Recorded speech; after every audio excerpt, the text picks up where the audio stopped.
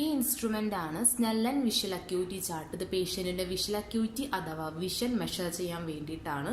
ഇതിൽ different ടൈപ്സിലുള്ള languages ഉണ്ട്. Illiterate ആയിട്ടുള്ള പേഷ്യൻസിനുള്ള ചാർട്ട്സ് ഉണ്ട്.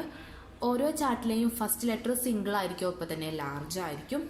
ഇത് പിന്നീട് താഴേക്ക് വരുംതോറും ലെറ്ററിൻ്റെ സൈസ് കുറയും.